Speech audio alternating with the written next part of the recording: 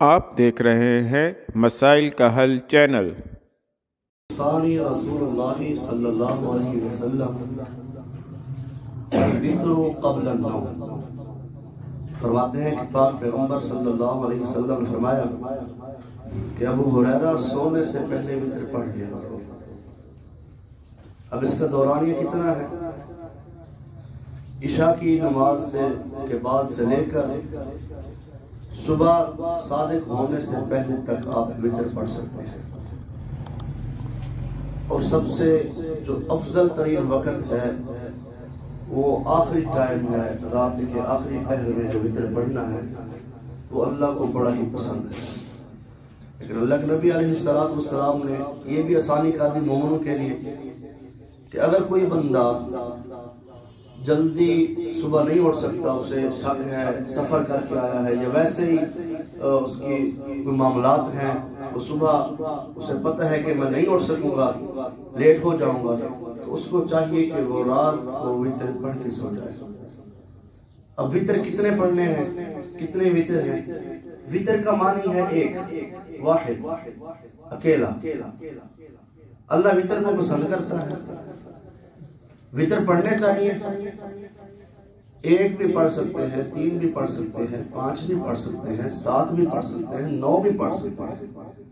پڑھیں 3 پڑھنے ہیں تو ان کو بہتر طریقہ یہ ہے کہ پہلے 2 رکعت نماز ادا کر لیں نفل، پھر ایک وتر پڑھ لیں۔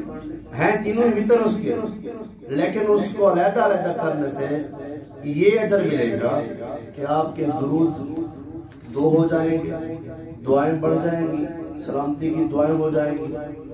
تو ہمیں نیکی چاہیے نا جی۔ اور یہ نفل جو نماز ہے کہ رات کے امام فرماتے ہیں مثنا مثنا، ان کو 2 کر کے پڑھا کرو۔ تہجد کی نماز ہے نا حضور کی، تو حضور علیہ السلام 2 کر کے پڑھتے تھے۔ چاشت کی نماز پڑھتے تو 2 کر کے پڑھتے۔ ویسے بھی جتنے بھی نوافل آپ نے پڑھنے ہیں، دن سارا دن نوافل پڑھیں، لیکن 2 کر کے پڑھیں۔ ظہر کی سنتے ہیں نا 4، ان کو بھی کاٹ دیا کرو، 2 کر کے پڑھ لیا، اس میں دعائیں بڑھ جائیں گی نا۔ ہمیں نیکی چاہیے، اور 2 4 بھی پڑھ سکتے، اس میں کوئی یہ نہیں ہے کہ سختی ہے 4 نہیں پڑھ سکتے، 4 بھی پڑھ سکتے ہیں۔ وتر 3 اکٹھے بھی پڑھ سکتے ہیں، لیکن اس میں کیا طریقہ کار ہے؟ طریقہ کار یہ ہے کہ جو 2 رکعتیں پڑھ کر پھر بیٹھنا نہیں ہے، تیسری رکعت میں کھڑے ہو جانا ہے۔ اب اس کے 3 وتر مکمل ہونا۔ اب اس میں یہ سوال ہے کہ دعا کب مانگنی چاہیے؟ وتر کے اندر یہ جو وتر کی دعا ہے نا، 2 طریقے بتائیں گے، ایک قنوت وتر، ایک قنوت نازلہ۔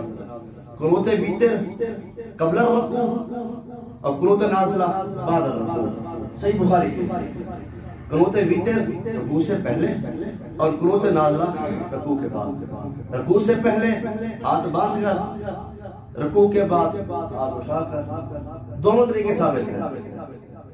اور جو رکوع سے پہلے ہے، اب وہ کب پڑھنی ہے دعا؟ جب آپ نے سورۃ فاتحہ پڑھ لی ہے، کوئی 7 سورت پڑھ لی ہے ہم نے، تو اس وقت آپ دعائے قنوت شروع کر دیں۔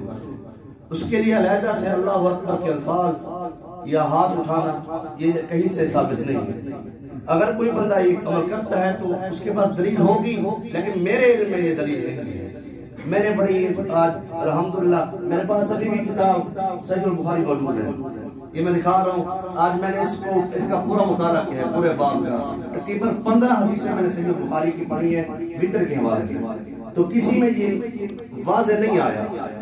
تو اس حوالے سے آپ لوگ حدیث کی رہنمائی لے لیا کریں، اور اس وتر کے اندر پہلی رکعت میں سورۃ اعلیٰ کی تلاوت کرتے تھے حضور علیہ السلام، دوسری رکعت میں سورۃ الکافرون کی تلاوت کرتے تھے، اور تیسری رکعت میں سورۃ اخلاص کی تلاوت کرتے تھے۔ جو 3 صورتیں ابھی میں نے نماز کے اندر پڑھی، یہ سنت طریقہ ہے۔ یہ چھوٹی چھوٹی صورتوں کو چھوڑنا نہیں چاہیے۔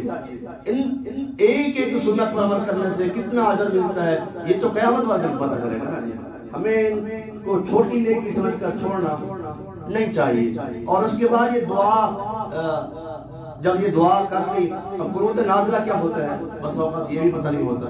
قنوت نازلہ یہ ہے، رکوع کے بعد اللہ کے نبی علیہ السلام نے ہاتھ اٹھا کر کافروں کے لیے بد دعائیں کی ہیں۔ آج جیسے یہ قرآن کو جلایا گیا تو اس حوالے سے رکوع کے بعد آخری رکعت میں مغرب کی نماز ہو، عشاء کی نماز ہو، وتر کی آخری رکعت ہو، فجر کی نماز ہو، تو اس میں قنوت نازلہ کرنا چاہیے. یہ سنت سے ثابت ہے. بس اوقات لوگوں کو علم نہیں ہوتا، جمعہ کے دن بھی اس کو کرنا چاہیے اور یہ بڑا بہترین عمل ہے. اور اگر کسی کے وتر رہ جاتے ہیں، یہ بڑا المیہ ہے، اکثر لوگ وتر چھوڑ دیتے ہیں، کہتے ہیں کہ کون سا ضروری ہے. میں آپ کو یہ بتا دوں کہ اتنے ضروری ہیں کہ کائنات کے امام جناب محمد رسول اللہ صلی اللہ علیہ وسلم نے سفر کے دوران بھی وتر نہیں چھوڑا. اس قدر اہمیت ہے وتر کی.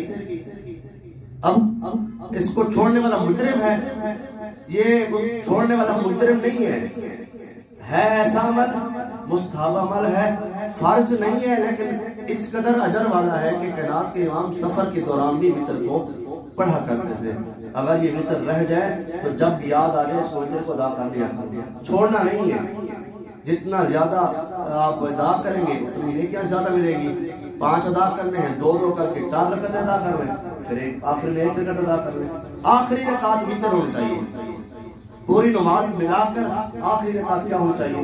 وتر ہونی چاہیے. عشاء کی نماز کی بات کر رہے ہیں تو آپ عشاء کی نماز سے لے کر صبح صادق سے پہلے تک جب دل کرے کھڑے ہو کر وتر پڑھ سکتے ہیں. اگر کسی کو خدشہ ہے کہ صبح میں نہیں کھڑا ہو سکوں گا تو رات کو وتر پڑھ لے، صبح اٹھ کر جو اس نے نماز ادا کرنی ہے، عبادت کرنی ہے وہ کر لے.